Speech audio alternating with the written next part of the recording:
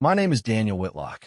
If you had asked me 10 years ago what could destroy the strongest kind of love, I would have said betrayal. 5 years ago, I would have said lies. But today, I know the answer is something entirely different. Sometimes, love isn't destroyed by hatred. It's destroyed by the truth that someone was too afraid to tell. The last words my wife said before walking into that hospital room still echo in my mind. If you still love me after you hear the truth, don't stop me from leaving. At first, I thought she was exaggerating. I assumed she was seriously ill. Then I convinced myself she had fallen in love with someone else. For a brief moment, I even wondered if she had somehow lost every dollar we had saved together. But none of those guesses came anywhere close to the truth. That day, I discovered a secret she had carried inside her for almost 6 years. And do you know the strangest part? If it hadn't been for an old camera someone accidentally left behind at Chicago's Union Station, we never would have met. Sometimes I think fate doesn't bring people together. It simply arranges a handful of tiny details in exactly the right order. A forgotten ticket, a delayed train, a spring rain, a stranger's smile. Only then does it allow two complete strangers to become everything to each other. 6 years earlier, April 2020, I didn't wake up because of my alarm clock. I woke up because of a dream. In it, I was running through an empty train station, desperately trying to catch a train that never stopped. Every time my hand reached for the door, it slammed shut right in front of me. The train disappeared, and I was left standing there alone. I opened my eyes. The clock read 5:12 a.m. My alarm wasn't supposed to go off for another 48 minutes. For a while, I simply stared at the ceiling of my small apartment in Chicago's Lincoln Park neighborhood. The apartment wasn't anything special. One bedroom, a compact kitchen, an old wooden table beside the window, architectural blueprints scattered across the floor because I'd been too tired to organize them the night before. I've been working as an architect for nearly 6 years. I wasn't famous. I didn't know my own firm. I simply loved designing homes that people could truly call home. My coworkers often joked that I cared far too much about the smallest details.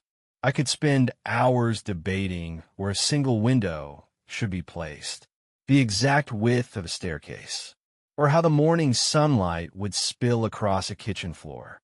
Back then, I believed tiny details were what made a house feel alive. Years later, I realized relationships work exactly the same way. I walked into the kitchen and opened the refrigerator. Almost empty. A carton of eggs, a piece of cheddar cheese, a bottle of orange juice. Nothing more. As fresh coffee slowly filled the apartment with its familiar aroma, I stepped onto the small balcony. Chicago was still asleep. Only a few taxis rolled through streets that were still wet from the night's rain. Those quiet mornings were my favorite version of the city. No traffic, no crowds, no constant rush, just silence. At that moment, I had absolutely no idea that this ordinary Thursday would become the most important day of my life. The plan was simple. Present a residential project to a client. Listen to my manager's comments. Go home. Order takeout. Watch a soccer match. Go to bed. Looking back now, the funniest thing is how confidently people make plans for the very day that ends up changing everything. Around 8 that morning, I walked out of the office after a short meeting. The presentation had been postponed until the following day. For the first time in months, I unexpectedly had several free hours. I had no idea what to do with them. Without thinking too much, I boarded the subway. 3 stops later, I suddenly felt an urge to get off. No reason, no destination, just a strange feeling that I should. To this day, I can't even remember the name of that station. What I do remember is the cool breeze, the smell of fresh pastries drifting from a nearby cafe, and a street musician playing an old jazz melody on his saxophone. I bought a cup of coffee, sat down on a wooden bench, and for the first time in a very long while, allowed myself to do absolutely nothing. That's when a little girl, no older than 7, ran past me. She was laughing as she chased a paper airplane dancing in the wind. The airplane drifted toward me before landing right at my feet. I picked it up. 3 words were written across one wing in black marker. "Don't miss today." I smiled. It was probably part of some children's game. I looked around, hoping to return it to her, but she had already disappeared around the corner with the man who was probably her father. For a few more seconds, I stared at the paper airplane. Then, for reasons I couldn't explain, I slipped it into my jacket pocket instead of throwing it away. Years later, I would find that same paper airplane again. Only then would I understand that the most valuable things in our lives are often the ones we almost ignore. That morning, I had no way of knowing that just a few hours later, fate would place another seemingly insignificant object in my hands. An old DSLR camera, and with it, the woman who would change my life forever. I wish I could tell you that the moment I found Sophia's camera, everything changed instantly. That our eyes met, that the world suddenly became quieter, that I knew she was the woman I would marry. But that's not what happened. Real life is rarely that dramatic. Sometimes destiny doesn't arrive with fireworks. Sometimes it simply sits on a cold metal bench, waiting for someone to notice it. After finishing my coffee, I decided to walk toward Chicago Union Station. I wasn't catching a train. I just felt like walking. The city had finally begun to wake up. Businessmen hurried across intersections with paper cups in their hands. Tourists stopped every few steps to photograph buildings they had only seen online. Cyclists weaved through traffic as if the streets belonged to them. Everyone seemed to know exactly where they were going, except me. And strangely enough, I didn't mind. For the first time in months, I wasn't thinking about deadlines, blueprints, or client meetings. I was simply enjoying the morning. As I entered the station, the familiar sounds surrounded me. Rolling suitcases, train announcements echoing through the hall, conversations in half a dozen different languages, children laughing, people hugging goodbye, others welcoming loved ones home. It reminded me how many stories cross paths in a single place without ever touching. Thousands of strangers, thousands of lives. Most of them would never meet again. I wandered through the main hall without any destination until something caught my attention. An old Canon DSLR camera rested on the far end of a wooden bench. It looked expensive, professional even, but what surprised me wasn't the camera. It was the fact that no one seemed to notice it. People walked past without slowing down. Some glanced at it. Nobody picked it up. I looked around. Nothing. Whoever owned it had either forgotten it or was already desperately searching somewhere else. I waited for a minute, then another. Still no one came back. Finally, I picked it up. The camera was heavier than I expected. Its leather strap was worn, as if it had traveled thousands of miles. A tiny silver charm, shaped like a crescent moon, hung beside the lens. It seemed oddly personal. I checked the screen. The battery was still on. The lock screen displayed only one sentence. "Life happens between photographs." I smiled. Whoever owned this camera clearly loved photography. I resisted the temptation to open the photo gallery. Those memories weren't mine to see. Instead, I carried the camera to the station's lost and found office. The employee behind the counter barely looked up. "Found something?" he asked. "Yeah." I carefully placed the camera on the desk. It was sitting alone on a bench. He glanced at it for a second before reaching for a clipboard. "Name?" "Daniel Whitlock." "Phone number?" I gave him my number. "Just in case the owner wants to thank you," he said with a small smile. I laughed. "I doubt they'll ever call. You'd be surprised." After signing a short report, I walked back outside. The whole thing had taken less than 10 minutes. As far as I knew, that was the end of the story. I couldn't have been more wrong. The next morning, I finally gave the presentation that had been postponed. It went surprisingly well. My manager even complimented the design. Coming from him, that was almost unheard of. By lunchtime, I was in a better mood than I had been in weeks. Around 2 o'clock, my phone rang. Unknown number. I almost ignored it. Something told me to answer. Hello. A soft female voice replied. Is this Daniel Whitlock? Yes. There was a brief pause. I think. You found my camera yesterday. For some reason, I smiled before saying a single word. I guess I did. I honestly thought I'd never see it again. She laughed quietly. The sound was warm. Natural. Not forced. I've been calling the station since yesterday afternoon. They finally gave me your number. I'm really grateful.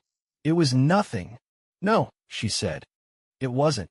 You have no idea how much that camera means to me. There was something in her voice that made me curious. Most people would simply buy another camera. This one sounded irreplaceable. I'll admit, I said. I was tempted to check the photos. She laughed again. I'm glad you didn't. I would have been embarrassed. Why? Because there are about 400 pictures of pigeons. I couldn't help laughing. Pigeons. I was trying to photograph birds in flight. It didn't go well. I'm pretty sure they're all just blurry pigeons judging me. That made me laugh even harder. We had been talking for less than 2 minutes, and somehow it already felt effortless. So I finally asked, when do you want to pick it up? I'm actually heading back to Chicago tomorrow morning. I live in Milwaukee. Oh, I only came to Chicago for a photography project. There was another short silence. Would it be okay if we met at the station around 10? Of course. I'll bring your camera. And Daniel? Yeah. Thank you. There was something about the way she said those 2 words. It didn't sound polite. It sounded sincere. After we hung up, I realized something strange. I had no idea what she looked like. I didn't know her age, her hair color, whether she was tall or short, whether she smiled often. All I knew was her first name, Sophia, and somehow, that seemed enough to make me curious. The next morning, I arrived at Union Station 20 minutes early. Not because I was especially responsible, because I had caught myself wondering what kind of person carries a camera everywhere, takes hundreds of photos of pigeons, and leaves behind something she clearly treasures more than anything else. Little did I know, in less than 20 minutes, I was about to meet the woman who would completely rewrite the story of my life. The giant clock above the main hall read 9:46 a.m. 14 minutes. That was all. I leaned against one of the stone columns near the entrance, holding the camera bag in one hand and a cup of coffee in the other. Every few seconds, I caught myself looking toward the doors. It was ridiculous. I wasn't waiting for a date. I was simply returning something that belonged to someone else. At least, that's what I kept telling myself. The station was alive. Announcements echoed across the hall. Travelers hurried toward their platforms. Suitcases rolled across the polished floor. Some people were rushing to begin new chapters of their lives. Others were saying goodbye to people they loved. I wondered which kind of traveler Sophia was.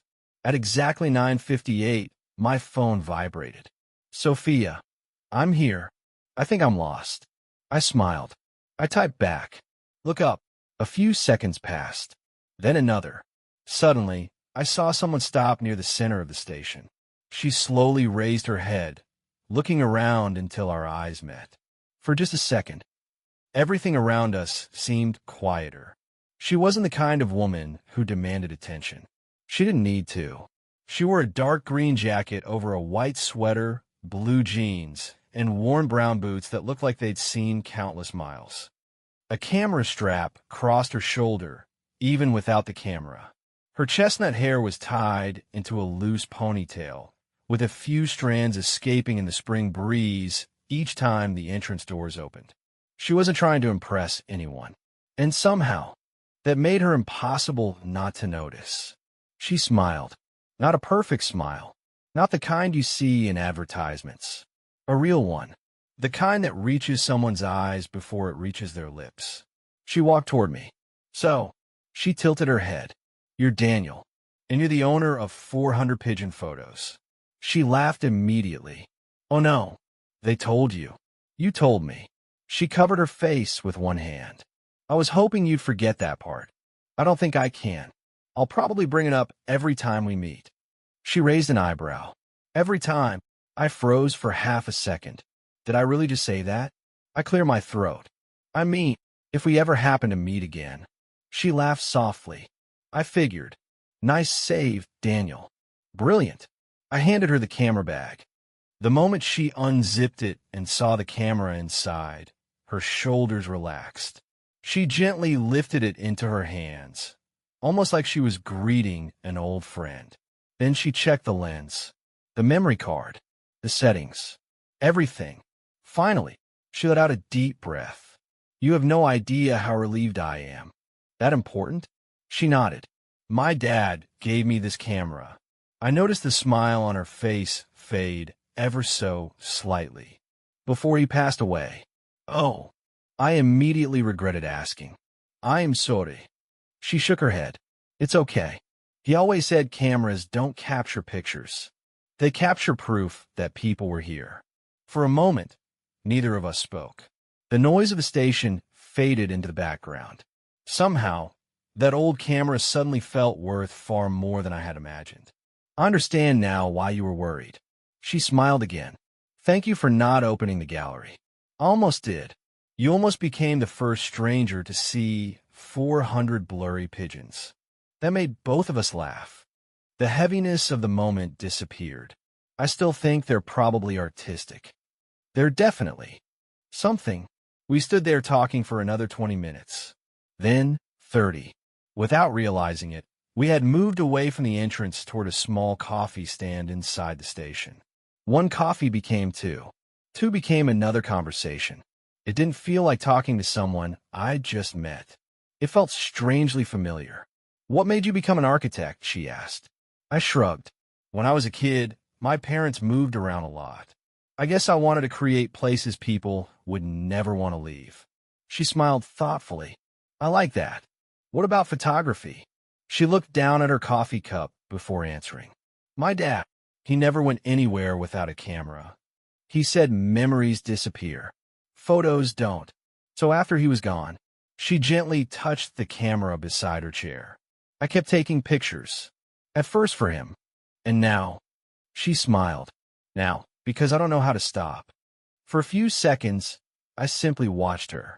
She wasn't trying to sound poetic. She meant every word. What do you usually photograph? People. Cities.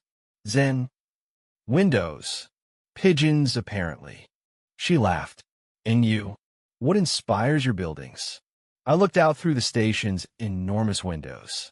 Honestly, people who will never notice the details. What do you mean?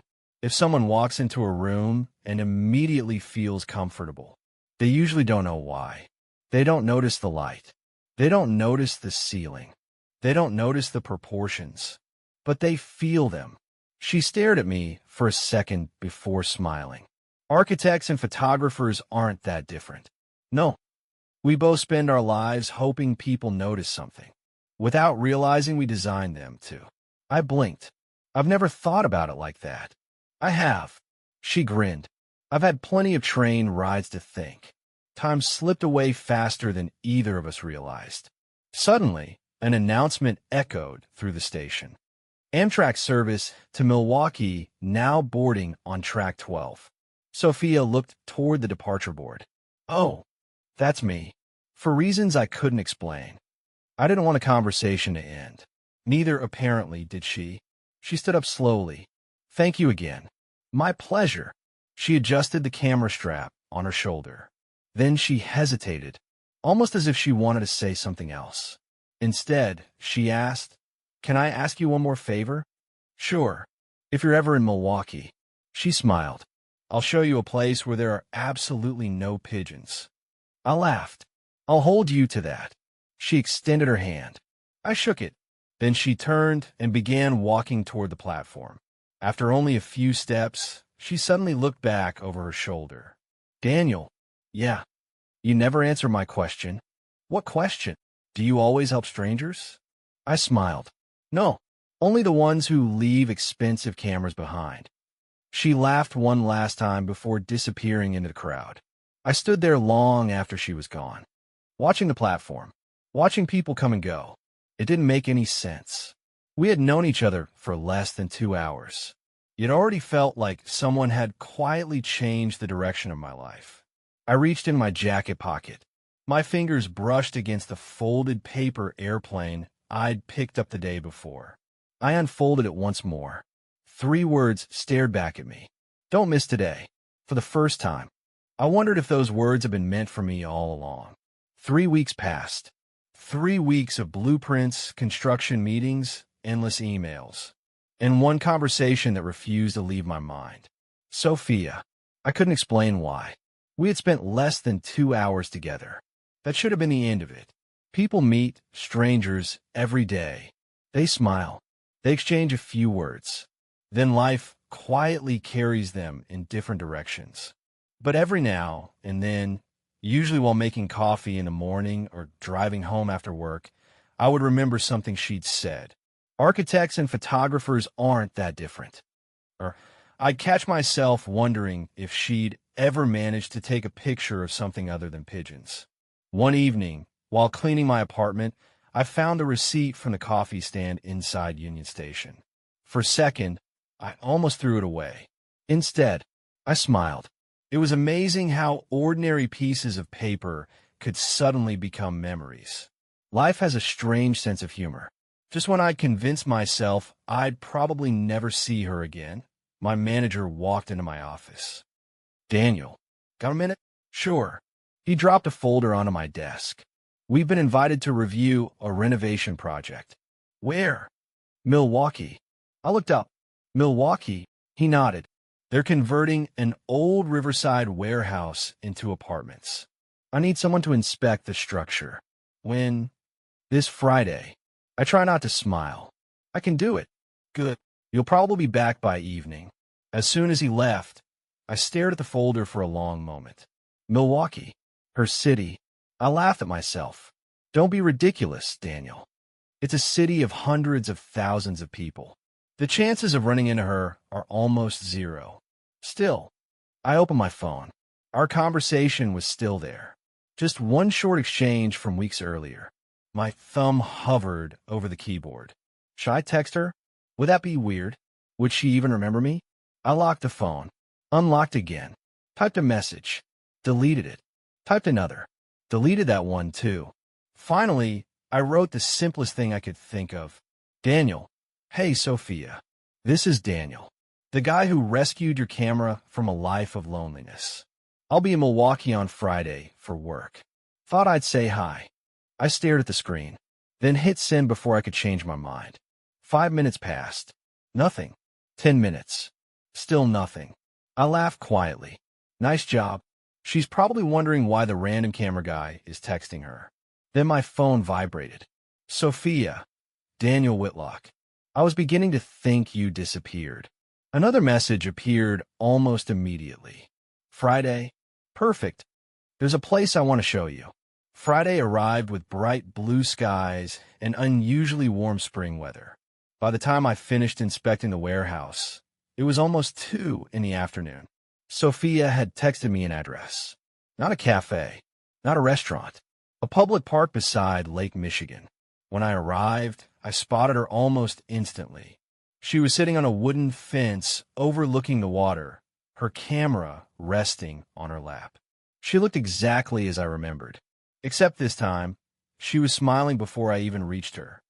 You actually came. I said I would. She jumped down from the fence.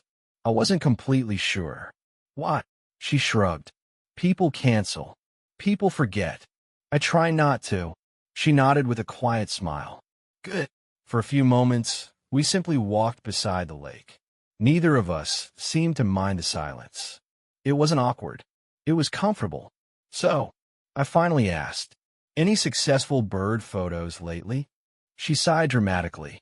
You promised never to mention the pigeons again. I promised no such thing. She laughed.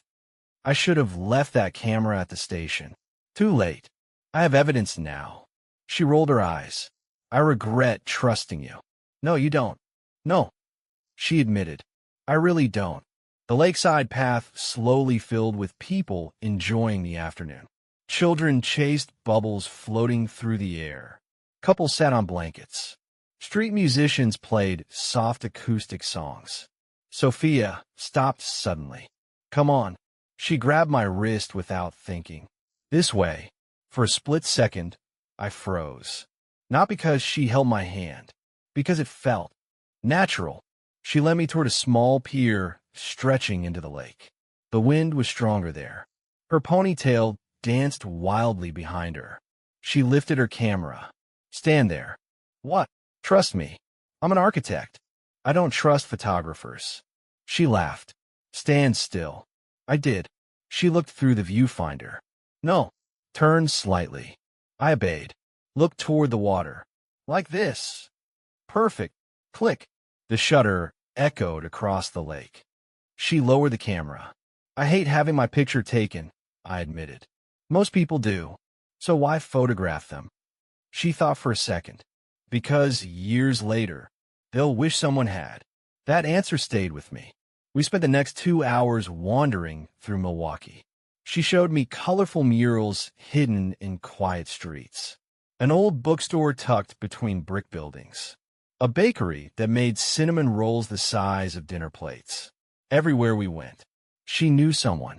The baker waved at her. The bookstore owner greeted her by name. A little boy riding his bicycle yelled, "Hi, Miss Sophia." She waved back without missing a step. You know everyone. She smiled. I don't. I just stay long enough to remember people. I looked at her. That's a rare gift.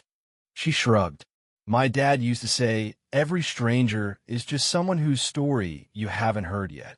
We eventually reached a quiet overlook where the city skyline reflected across the river.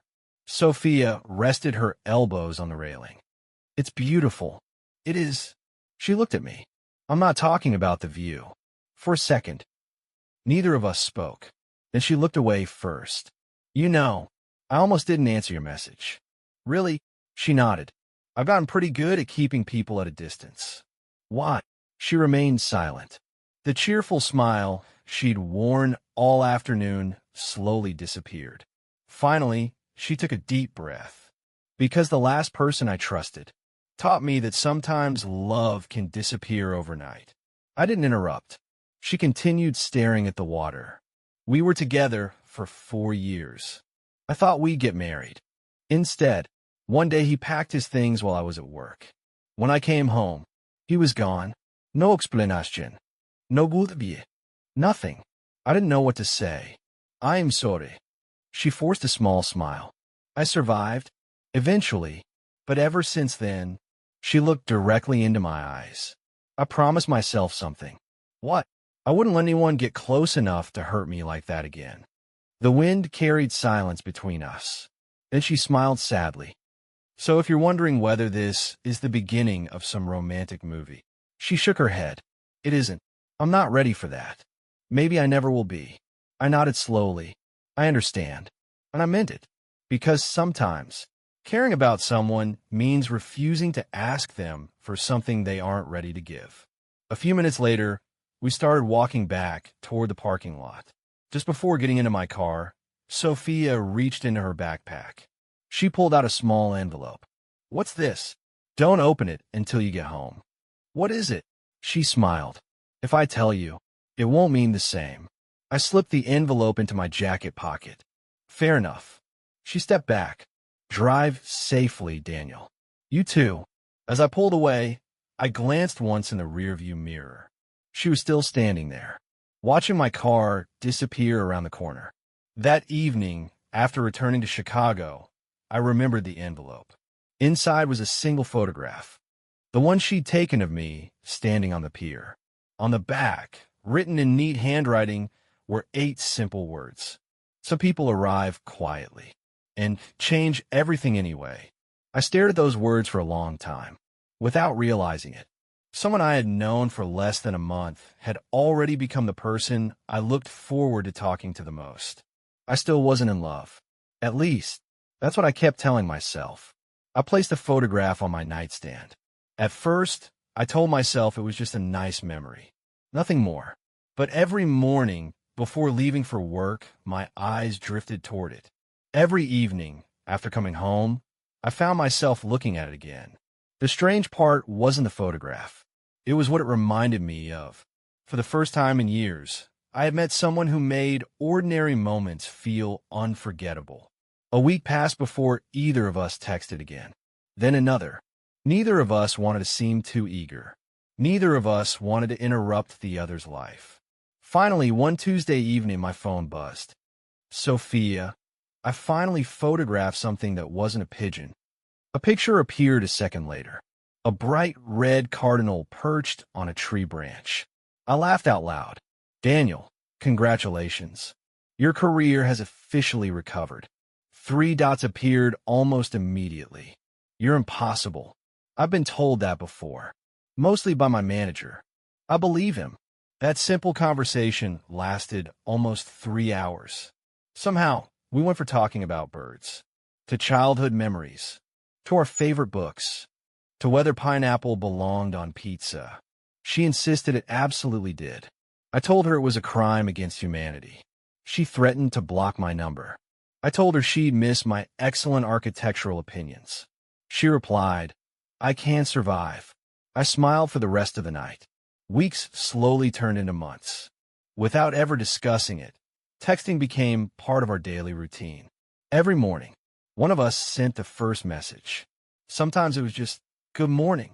Other times, it was a picture of sunrise over Chicago, or rain falling outside Sophia's apartment, or a terrible selfie after a long day at work. Little by little, she became part of my everyday life. One Saturday afternoon, my phone rang.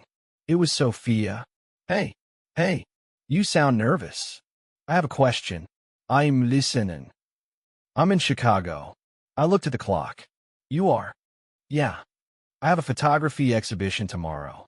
But she hesitated. I finished setting everything up, and now I have 6 hours to kill. So, do you know anywhere in this city that serves decent coffee? I laughed. I know exactly one place. Only one. The rest are terrible. Liar. Probably. Meet me in 30 minutes. I'll be there. When I arrived, she was already waiting outside the cafe. This time she wasn't carrying her camera. Only a small backpack. No camera today? I asked. She smiled. I decided to experience today instead of photographing it. I like that. I stole the idea from my dad. We spent the afternoon wandering through Chicago with no real plan. We visited Millennium Park, walked along the Riverwalk, shared a giant pretzel from a street vendor. At one point, a street artist was drawing quick charcoal portraits. Sophia looked at me. We should do it. I've never had my portrait drawn. Exactly. That's why. 10 minutes later, we were sitting side by side while an elderly artist sketched us. He barely spoke. His pencil moved quickly across the paper. When he finished, he smiled. There. Sophia picked up the portrait first. She laughed. He made me look taller. The artist looked at me. No, I drew you exactly as you Saturday. Then he added something neither of us expected. You two have kind eyes. Sophia smiled politely. Thank you. The old man shook his head. No, I'm serious. The happiest couples always have kind eyes. Silence. Sophia and I looked at each other. Almost simultaneously, we answered, we're not a couple. The artist blinked. Oh, my mistake. He smiled anyway. Give it time. Neither of us knew what to say after that. That evening, after her exhibition ended, we sat on the steps overlooking the Chicago River. The city lights shimmered on the water. Sophia leaned back against the railing. I sold 3 photographs today. That's amazing. She smiled proudly. My first exhibition only sold 1. What happened? My mom bought it. I laughed. So, technically, my first real customer was today. I'm proud of you. She looked at me. For a second, her smile became softer. Thanks. It means more coming from you. I wasn't sure why, but hearing those words made my heart beat a little faster. Over the next few months, our friendship became impossible to explain. People at work started noticing. One afternoon, my coworker Ethan glanced at my phone as it lit up. Sophia again? Yeah. You smile every time she texts. I do not. You absolutely do. No. He folded his arms. When's the wedding? There isn't even a date. There isn't even a relationship. He laughed. Daniel, you're the only man I know who accidentally falls in love one text message at a time. I am not in love. He grinned. Sure. A few weeks later, Sophia invited me back to Milwaukee. There was an outdoor photography festival along the river. She wanted someone to keep her company. I happily volunteered. Throughout the day, she stopped every few minutes to photograph strangers. An elderly couple holding hands, a boy feeding ducks, a violinist playing beneath a bridge. She never interrupted them. She simply waited for the perfect moment. How do you know when to press the shutter? I asked. She smiled. I don't. I wait until people forget they're being watched. Why? Because that's when they're honest. I thought about that answer for a long time. Maybe photographs weren't about faces. Maybe they were about truth. Late that afternoon, dark clouds rolled across the sky. Within minutes, heavy rain poured down. People ran for cover. Sophia and I sprinted beneath the roof of an old bookstore. She burst into laughter. We're soaked. You wanted authentic moments. You got one. She brushed wet hair away from her face. Without makeup, without perfect lighting, standing in the rain. She looked more beautiful than ever. Before I realized what I was doing, I quietly took off my jacket and placed it over her shoulders. She looked surprised. You'll freeze. I'll survive. She stared at me for several seconds. Then she whispered, You're different. Different how? I keep waiting for you to become someone else. What do you mean? The first guy who was kind to me turned into someone I didn't recognize. She lowered her eyes. You haven't. I don't plan to. I know. Her voice was almost a whisper. And that's what scares me. Neither of us spoke on the drive back to her apartment. The silence wasn't uncomfortable. It was thoughtful. Just before getting out of my car, Sophia turned toward me. Daniel? Yeah. I'm really glad you answered the phone that day. The day about your camera? She nodded. I almost didn't call. Why? I figured. Someone kind enough to return it probably wouldn't want to hear from me again. I smiled. I'm very glad you were wrong. She smiled back. Then, almost instinctively, she reached across the center console and gently squeezed my hand. Only for a second. Then she stepped out of the car. I watched her walk toward her apartment building. She never looked back. But I noticed something. She wasn't walking quite as cautiously anymore. The invisible walls she'd built around her heart were beginning to crack. I rested my forehead against the steering wheel and let out a quiet laugh. Somewhere along the way, without either of us noticing, friendship had quietly become something much more dangerous. And for the first time, I wasn't afraid of where it might lead. There comes a moment in every love story when pretending becomes impossible. No matter how careful you are, no matter how many excuses you make, your heart eventually stops asking for permission. It simply tells the truth. For me, that moment came on a cold October evening. Sophia had traveled to Chicago after finishing another photography assignment. Neither of us had planned anything special. We ordered takeout, walked along the Chicago River, talked about work, books, and the first snowfall that was expected the following week. It felt like every other day we had spent together, until we reached the bridge. Sophia stopped to photograph the city lights reflecting on the water. I watched her instead. She noticed. What? You've been staring at me for the last 5 minutes. I know. She laughed. Do I have something on my face? No. Then why? I took a slow breath. Because I knew that whatever happened next, our lives would never be the same. I've been lying to you. Her smile faded. Lying? I nodded. Every time someone asked if I loved you, I said no.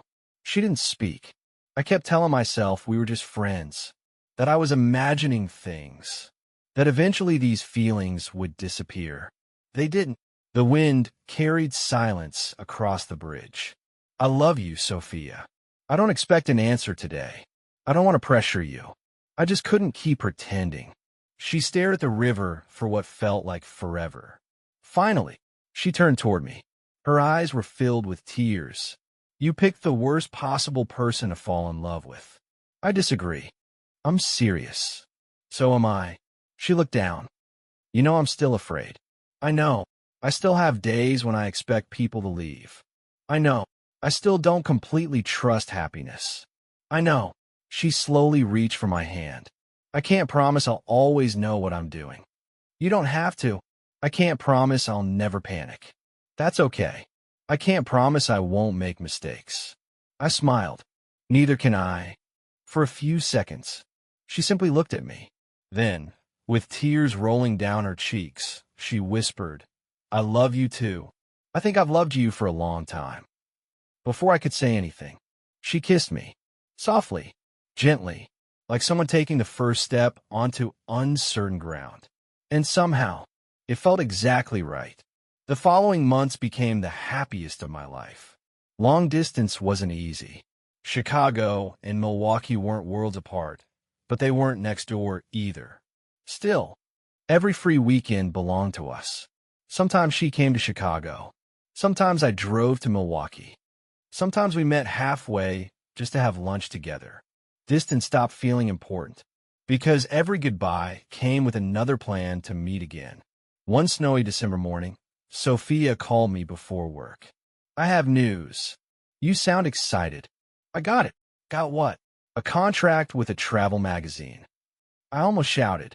Sophia, that's incredible. They want you to photograph national parks across the country. You deserve it. She laughed. I haven't stopped smiling all morning. Neither had I. Watching someone you love achieve their dream. There's nothing quite like it. Life, finally, seemed to be moving in the right direction, until mine suddenly wasn't. In February, the architecture firm where I had worked for almost 7 years announced massive budget cuts. Half the staff was laid off. I was one of them. I carried a cardboard box filled with my belongings out of the office. The same office I had entered thousands of times. The same desk. The same co-workers. Gone in one afternoon.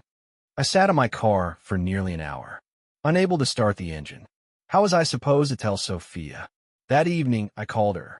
She answered immediately. Hey, I couldn't hide it. She heard it in my voice. What happened? I lost my job. Silence. Then, where are you? In my apartment. Stay there. But you're Milwaukee. I know. I'm coming. Sophia, it's a 3-hour drive. I know. You don't have to. I'm already grabbing my keys. She hung up. 3.5 hours later, she knocked on my apartment door, carrying 2 bags. One held groceries. The other held pizza. She didn't give me a speech. She didn't tell me everything would be okay. She simply wrapped her arms around me. I'm here. Sometimes, those 2 words are enough. The next few months were difficult. I sent out dozens of resumes. Some companies never replied. Others rejected me after interviews. My confidence slowly disappeared. I became quieter, more frustrated, more impatient. Sophia noticed. One evening, while we were making dinner together, I snapped at her over something completely meaningless. She had accidentally bought the wrong kind of pasta. I said penne. I know. They were out. You could have gone somewhere else. The moment the words left my mouth, I regretted them. She looked at me.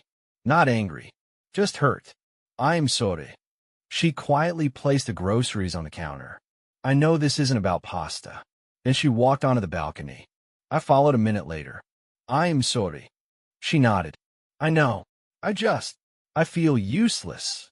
You are not useless. I can't even find a job. She stepped closer. You are not your paycheck. I don't feel like the man you fell in love with. She gently touched my face. I didn't fall in love with your job. I fell in love with you. Those words broke something inside me. I hugged her tighter than I ever had before. 2 months later, everything changed again. I received an offer from a respected architectural firm in Chicago. Better salary, better projects, a fresh start. Sophia was happier than I was. She danced around my apartment celebrating. I told you, I knew someone would see how talented you are. For the first time in months, life felt hopeful again. Then came the phone call. It was a rainy Friday evening. I had just finished work when my phone rang. Unknown number. Hello. Is this Daniel Whitlock? Yes. My name is Officer Ramirez. My stomach tightened instantly. We found your number listed as Sophia Miller's emergency contact. Everything around me disappeared. Is she okay? There was a pause. Ms. Miller was involved in a serious car accident approximately 20 minutes ago. I couldn't breathe. She's been transported to Northwestern Memorial Hospital. You should come immediately. The next thing I remember, I was running. I don't remember locking my office. I don't remember driving. I don't remember the traffic lights. I only remember praying, over and over again. Please let her be alive. When I finally reached the hospital, a nurse guided me toward the emergency waiting area. Minutes felt like hours. Every time the doors opened, I stood up. Every time they closed, my heart sank again. Finally, a doctor walked toward me. Are you Daniel? I nodded. She survived. I closed my eyes. For the first time since the phone call, I could breathe, but the doctor continued. She has several broken ribs, a fractured arm, and a concussion. She'll recover. It will just take time. Tears filled my eyes. I can see her in a few minutes. As the doctor walked away, I sat back down, completely exhausted, completely grateful. I had almost lost the woman I loved, and I hadn't even realized how fragile life truly was. Behind the hospital doors, Sophia was waking up. Neither of us knew that surviving the accident would only be the beginning of the greatest challenge our love would ever face. Hospitals have a strange way of changing your sense of time. Minutes feel like hours. Hours disappear in seconds. For the next 4 days, I barely left Northwestern Memorial Hospital. I answered work emails from the waiting room, slept in uncomfortable chairs, lived on coffee and vending machine sandwiches. None of it mattered. The only thing that mattered was hearing the nurse say, "She's awake." The first time I walked into Sophia's room, she looked impossibly small beneath the white hospital blanket. Her left arm was wrapped in a cast. Bruises covered one side of her face. A monitor beside the bed measured every heartbeat. She looked at me and managed a tiny smile. "You look terrible." I laughed through tears. I was about to say the same thing. "You've been crying." "Maybe a little." "A lot." I nodded. "A lot." She reached for my hand with her uninjured one. "I am sorry." Don't ever apologize for surviving. For a long moment, neither of us spoke. I simply held her hand, feeling its warmth, listening to the steady rhythm of the heart monitor. It was the most beautiful sound I had ever heard. Recovery was slow, painfully slow. Sophia couldn't work for weeks. Holding a camera was impossible. Even getting out of bed required help. She hated every second of it. "I feel useless." I smiled. "Funny, I used those exact words a few months ago." She rolled her eyes. "I don't like it when you use my advice against me. I'm just returning the favor." Every morning before work, I stopped by her apartment. I made breakfast, helped organize her medication, drove her to physical therapy. Every evening, I came back. Some nights we watched old movies. Some nights we played cards. Other nights we simply sat together in silence. One evening she looked at me and quietly asked, "Why are you doing all of this?" I laughed. "Seriously? I'm serious. You've already spent 2 months taking care of me. You've missed weekends with your friends. You've barely slept. You've never once complained." I looked directly into her eyes. Because loving someone isn't something you do when it's convenient. It's something you choose, especially when it's difficult. She didn't answer. Instead, she leaned forward and rested her head against my shoulder. Spring arrived. Little by little, Sophia began smiling again. The cast came off. Physical therapy became easier. She could finally hold her camera again. The first photograph she took after the accident wasn't of sunset, or the city, or a beautiful landscape. It was me, standing in her kitchen making pancakes. "What was that for?" I asked. She lowered the camera. "I never want to forget the people who stayed." I pretended to focus on breakfast, mostly because I didn't want her to see my eyes filling with tears. 3 months later, her doctor gave her wonderful news. "You've recovered remarkably well. You can slowly return to normal life. The moment we left the hospital, Sophia threw her arms around me. We're free. We're free. She laughed louder than I had heard in months. That evening, we celebrated with dinner at the small Italian restaurant where we'd had our first official date. Halfway through dessert, Sophia looked across the table. You've been acting strange all evening. Have I? Very. You keep checking your watch. I do not. You've smiled at your phone 6 times. I'm just happy. She narrowed her eyes. I don't trust that smile. After dinner, we walked toward the lake. The city lights reflected across the water. The air was cool, peaceful.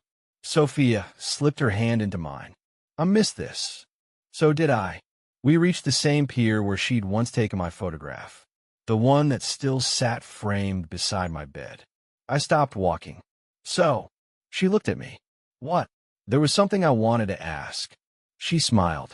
You sound nervous. I am. She laughed. Daniel Whitlock, the man who rescued my camera, the man who argued with me about pigeons, the man who insists pineapple doesn't belong on pizza. I still stand by that. She smiled. I know. I reached into my jacket pocket. Her smile slowly disappeared. Oh. I dropped to one knee. People nearby stopped walking. The whole world suddenly felt silent. Sophia Miller.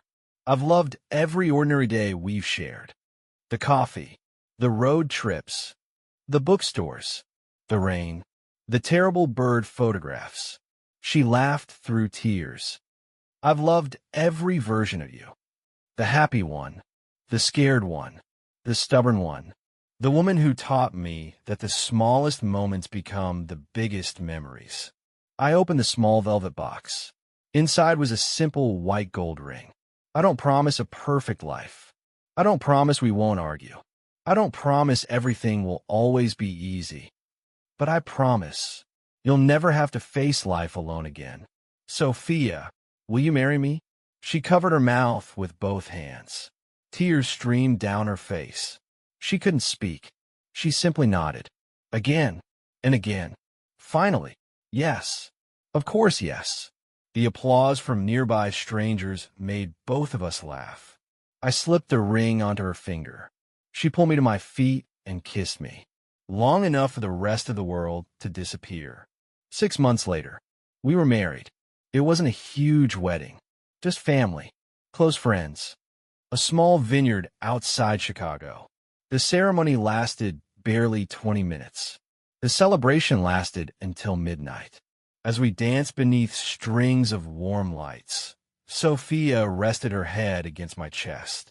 You know, what? If I'd remembered my camera that day, we probably wouldn't be here. I smiled. I've thought about that too. She looked up at me.